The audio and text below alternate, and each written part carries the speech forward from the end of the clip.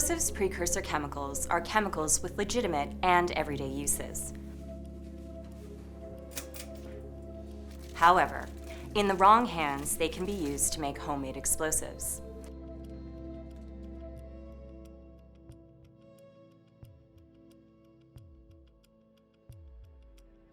Now, this person is already well into their production of a homemade explosive. Police, search warrant, open the door.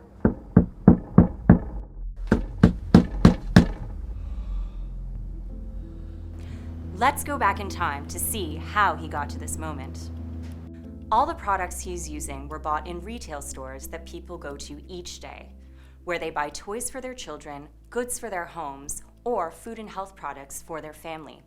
A retail store like one you may work in.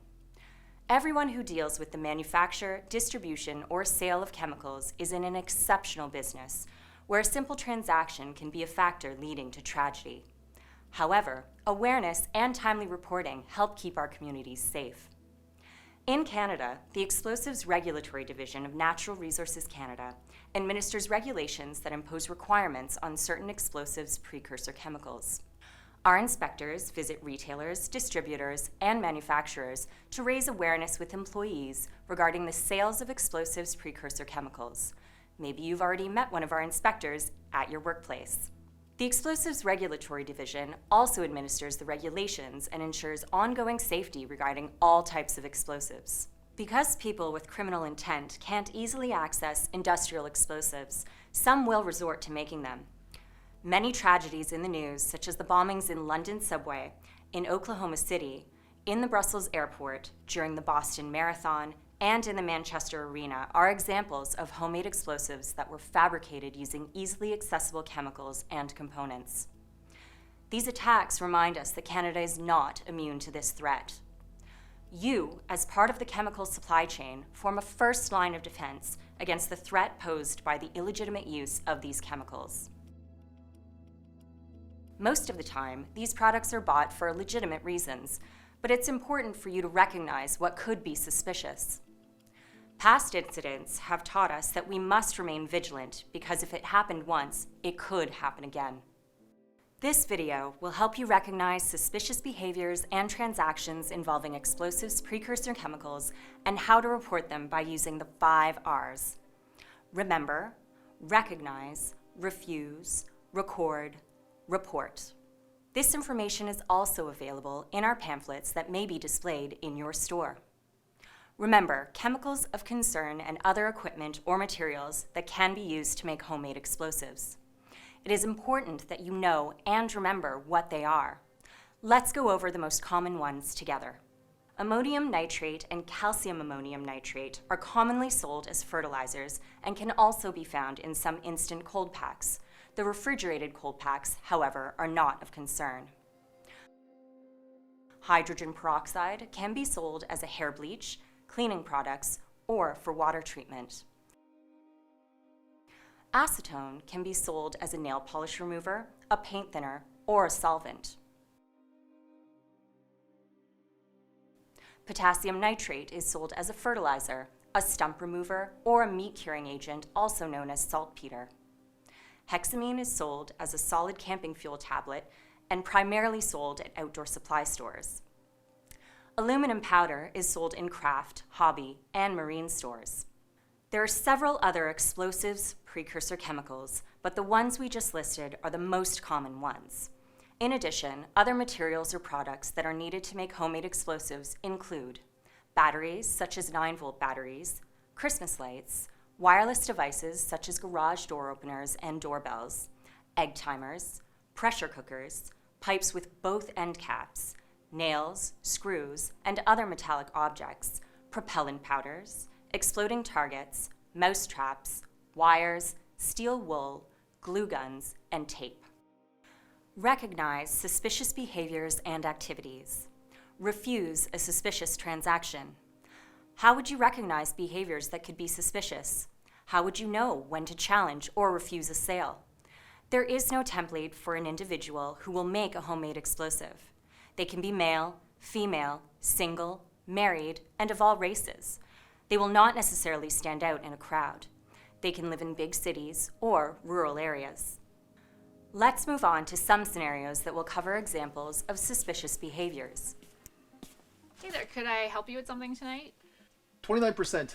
Is that the highest concentration you have of hydrogen peroxide? 29%, yes, that would be the highest concentration we have in store. And you only have 2 bottles? We keep all of our stock out here, so looks like that's all we have. However, I could order you more on special order, forget your name, phone number, and we could call you when it's in. Or if you're in a rush, what type of project are you doing? Maybe I can suggest another product. No, I'll take I need hydrogen peroxide. I'll take these 2 bottles. I'll come back if I need more.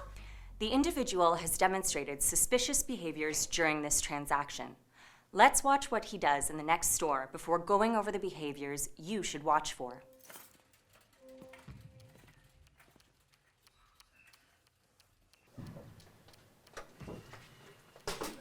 Good evening, sir. Can I help you find something? No, I pretty much have what I'm looking for, thanks.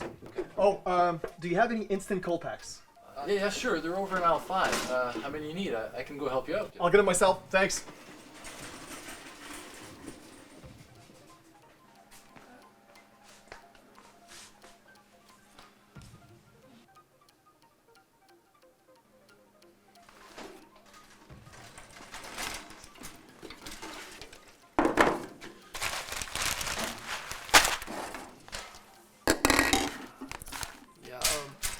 Look, sir, I'm sorry.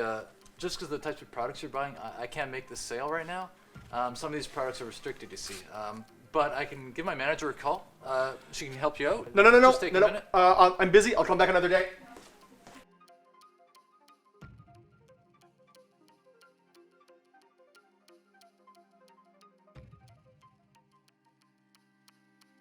Let's review some of the behaviors observed in these 2 scenarios and some other potentially suspicious behaviors. The customer is very interested in certain products and focuses on their concentration. The concentration does not relate to what they plan to use it for. The customer refuses alternative or substitute chemicals that you suggest. They want unusual quantities of the product. They avoid answering questions, are very vague, or give simple answers about how they plan to use the product. The customer seems nervous, evasive, or argumentative. They ask for more than one product of concern. For example, they ask for acetone and instant cold packs. They could also have some of the other material we already listed. They pay with cash, even when the purchase is expensive. They ask how much of a product can be bought at one time. There are possible physical signs that can be present on people who are making their own explosives. These could include discoloration of hands or fingers, white or yellow, burns on arms or hands, holes in clothing, bandaged fingers or hands. It may be normal for people to exhibit some of these behaviors or have certain physical signs while making a purchase, but it's the combination of multiple factors that could lead to feeling that something is suspicious. Everything you are learning today can help you make a decision on what to do with a situation. Record important details. Hey, Ann. Can I talk to you about something that just happened with a customer? Of course. It's just a really suspicious situation, and it reminded me about something we talked about during training a while back.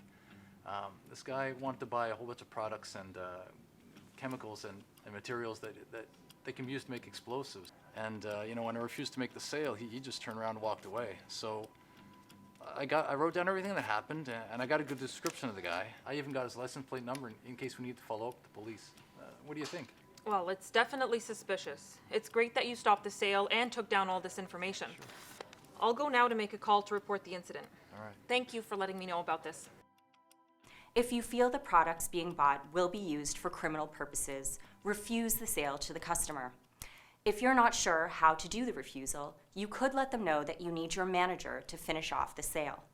However, if you or your manager put the sale through and you still have bad feelings afterwards, it is important to write down as many details of the incident as possible and report it.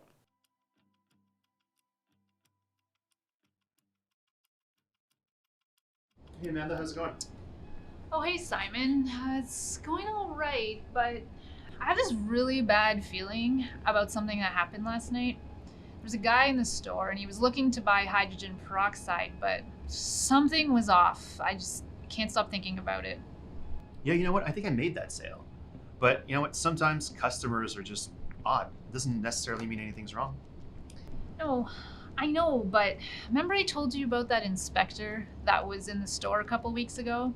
Well, he was here and left a bunch of pamphlets, but they're all about chemicals that can be bought in our store to make homemade explosives. So it's just something off with that guy last night. So I think I need to report it. Well, look, if it really bothers you that much, why don't you just bring it up with management? I mean, maybe we can talk about it during one of our team meetings, and worst case scenario, we're more in the know for next time. It's a good idea. It is important to write down as much information as you can remember after a transaction that feels suspicious, including the date, time, the products that were requested or purchased, and the quantity. A description of the customer's physical appearance, such as height, weight, hair color, description of distinct features like tattoos, scars, burns, or facial hair. A vehicle make, model, and license plate if possible. Save any paper they may have written on, especially if there was a record for pickup or an order for delivery. Handle this paper as little as possible in case there are fingerprints. Report the incident. Reporting the incident is a crucial step to help minimize the risk in the community. Every refusal of sale must be reported to the local police and to the Explosives Regulatory Division. You should also call about any transactions that feel suspicious, even if you didn't refuse the sale. Law enforcement will decide what to do with the information, and you can rest assured that you did your due diligence to ensure your community stays safe. Also, if you ever notice any missing inventory, tampering, or an attempt to steal explosives, precursor chemicals, report that as well.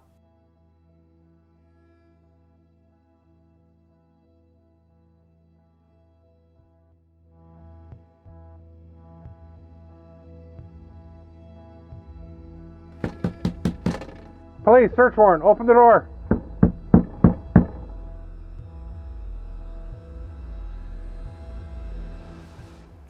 The scenarios you just watched ultimately led to the person being stopped before he used a homemade explosive for criminal purposes. The employees who showed diligence when selling explosives precursor chemicals kept their communities safe. Let's summarize what we covered today by going over the 5 R's. Remember the explosives precursor chemicals and material of concern sold in your store. Recognize suspicious behaviors or activities. Refuse a suspicious transaction if you think the chemical will be used for criminal purposes. Record information about the incident. Report the incident to the local police and to the Explosives Regulatory Division. Thank you for taking the time to watch this video. Together, we can help keep Canadians and our communities safe and secure. We are counting on your eyes, your instincts, and your cooperation. You can make a difference. You can save lives. Sell chemicals responsibly.